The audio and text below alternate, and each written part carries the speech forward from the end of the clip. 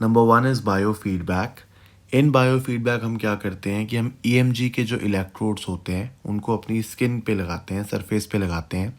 Either needle electrodes के through लगवाते हैं, बट जब हमें पेशेंट को साथ साथ रिहैब प्रोवाइड करना होता है, एक्सरसाइज करवानी होती है, तब हम ज़्यादातर सरफेस इलेक्ट्रोड्स को ही प्रेफर करते हैं। ये सरफेस इलेक्ट्रोड्स जो होते हैं, they pick up the electrical activity and they provide feedback to the patient. Display unit होती है पेशेंट के सामने, पेशेंट की बॉडी पे इलेक्ट्रोड्स लगे हुए हैं और इलेक्ट्रोड्स के थ्रू मसल कितना एक्टिवेट हो रही है, कितनी मसल जो है वो फोर्स प्रोड्यूस कर पा रही है, ये सारी चीज़ें जो है वो डिस्प्ले पे या ऑडिटरी सिग्नल्स के द्वारा जो है वो पेशेंट जो है वो देख पाता है, या उसी चीज़ के अकॉर्डिंगली वो डिसाइड करता है कि मुझे और कितनी फोर्स प्रोड्यूस करनी है, या अगर स्पास्टिक मसल है, मैं ज़्यादा फोर्स प्रोड्यूस कर रहा हूँ या कुछ भी मैं एक्सीड कर रहा हूँ जो एक डिज़ायर्ड लिमिट है, तो मुझे उसको रिलैक्स करना है। तो बेसिकली एक मोटर कंट्रोल जो है वो पेशेंट सीख पाता है। Second is the augmented feedback. Augmented feedback होता है जो हम एक्सटर्नली प्रोवाइड करते हैं, जैसे कि auditory feedback, sensory feedback, visual feedback. It can be provided alone और इन कॉम्बिनेशन, कि हमने ऑडिटरी भी दिया, सेंसरी भी दिया, विजुअल भी दिया, कॉम्बिनेशन में भी हो सकता है, to enhance motor performance and motor relearning in the hemiparetic arm. Next is the Bobath approach. Bobath या एनडीटी जिसको हम बोलते हैं, बेसिकली ये एक इस तरीके की अप्रोच है या टेक्निक है जिसमें हम पेशेंट की एबनॉर्मल पॉस्चर्स को, एबनॉर्मल मूवमेंट्स को कंट्रोल में लाने की कोशिश करते हैं। सो बोबाथ जो थे, Mrs Bobath and doctor Bobath, they gave the Bobath concept in which they focus on the hands on technique, therapeutic handling. इस तरीके से पेशेंट को हैंडल करा जाए, इस तरीके से पोजीशनिंग करी जाए कि जो एबनॉर्मल मसल टोन है वो रिड्यूस हो जाए और नॉर्मल मूवमेंट को हम फैसिलिटेट कर पाएँ।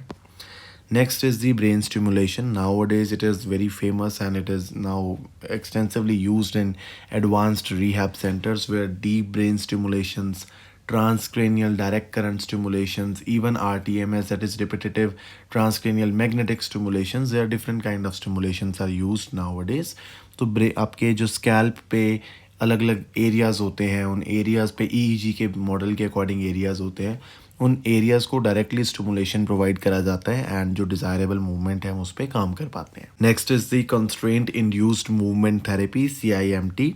CIMT में क्या होता है कि जो पेशेंट को स्ट्रोक हुआ तो जिस हाथ में स्ट्रोक था, पेशेंट उस हाथ से अब एक्टिविटीज़ नहीं कर रहा है, तो वो सीख गया है उसको यूज़ ना करना। This is called as learned non use behaviour, कि मैंने इसका यूज़ करना बंद कर दिया।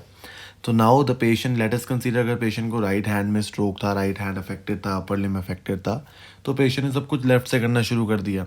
तो हम क्या करेंगे कि जो लेफ्ट वाला हाथ है, यानी जो सही वाला हाथ है, हम उसको कंस्ट्रेंट कर देंगे, उसको बांध देंगे या मिटन पहना देंगे, और सारी एक्टिविटीज़ हम राइट वाले हैंड से ही कोशिश करेंगे कि आप इससे बार बार करो। तो एक तरीके से हम फोर्सफुली यूज़ करवाएंगे कि आप सही हाथ को यूज़ नहीं करोगे, जो अफेक्टेड हाथ है आप इसी से एक्टिविटीज़ करोगे ताकि इसमें भी मूवमेंट आए, इसके पाथवेज भी एक्टिवेट हों।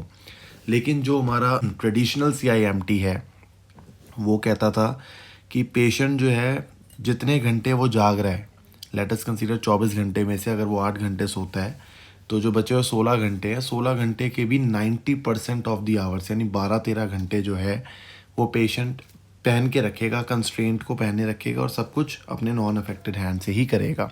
6-6 घंटे की एक्सटेंसिव ट्रेनिंग होगी, लेकिन ये फिजिबल नहीं है क्लिनिकल सेटिंग्स में, इसलिए मॉडिफाई करा गया CIMT को।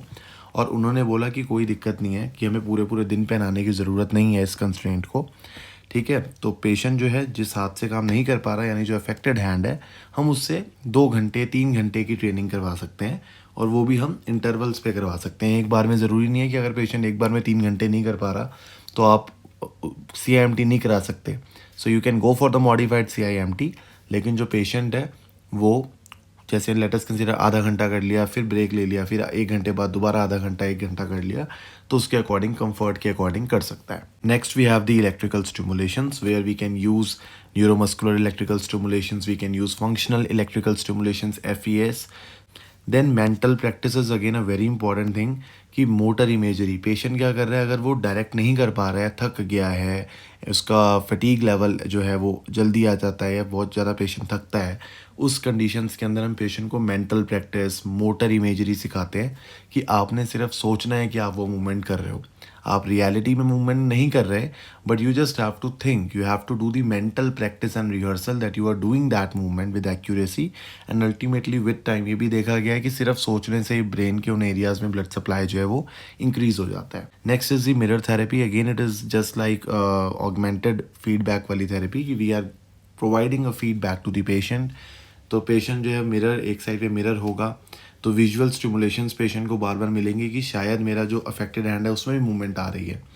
सो इसके अकॉर्डिंगली न्यूरोप्लास्टिसिटी जो है वो बूस्ट हो सकती है. Music therapy, dance therapy can be there. Music therapy के अंदर अकॉस्टिक स्टिमुलेशंस, ऑडिटरी स्टिमुलेशंस है. कई बारी बीप के अकॉर्डिंगली हम मूवमेंट्स करवाते हैं तो रिदमिक ऑडिटरी स्टिमुलेशंस के साथ, इसको रास ट्रेनिंग कहते हैं, ये भी हो सकता है. Then we have the repetitive task training.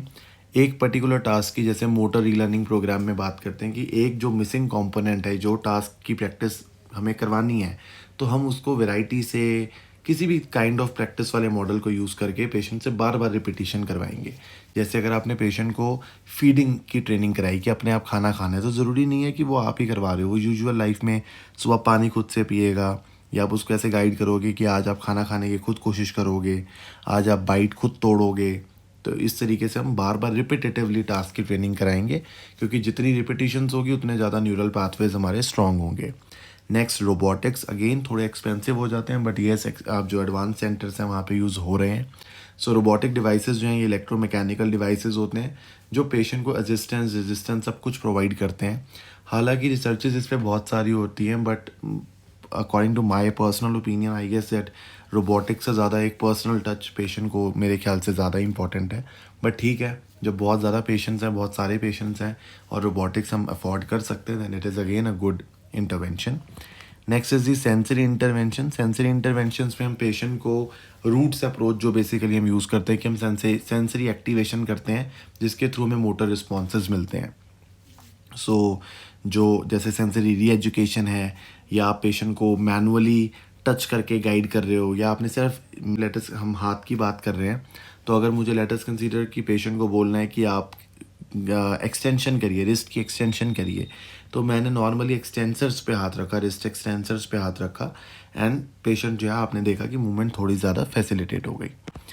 Next, strength training. Again, strength training muscles may be performed with assistance from the therapist or by using weight and the gym equipment. Strength पे तो हम काम करते ही करते हैं.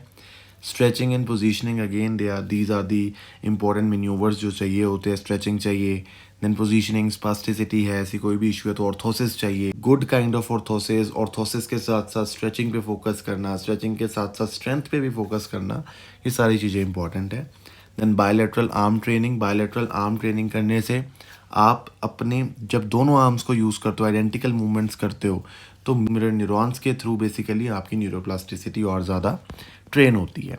तो bilateral arm training, mid line crossing, stretching, positioning, strength training, sensory interventions, robotics, repetitive task training, music therapy, mirror therapy, mental practice, electrical stimulations, CIMT, modified CIMT, brain stimulations, Bobath approach, augmented feedback, bio feedback, roots approach, Brunnstrom approach भी होती है. ब्रनस्टॉर्म approach के अंदर क्या होता है, जैसे कि बोबात ने बोला कि हम क्या करेंगे, हम एबनॉर्मल मसल टोन को रिड्यूस करेंगे और नॉर्मल मूवमेंट को फैसिलिटेट करेंगे. तो बोबात कहता है कि हम क्वालिटी ऑफ मूवमेंट पे काम करेंगे. ब्रनस्टॉर्म कहता है कि कोई बात नहीं, मुझे मूवमेंट चाहिए, क्वालिटी में बाद में काम इम्प्रूव कर लूँगा. Augmented feedback and biofeedback. So these are the techniques. This table, you can take screenshot of this table. These are the techniques, non-pharmacological treatments for the post-stroke patient. Basically, it is the upper limb rehab. So you can take screenshots. You can refer this book, Neurorehabilitation Therapy and Therapeutics. And it is by Krishnan and Marlis. Thank you.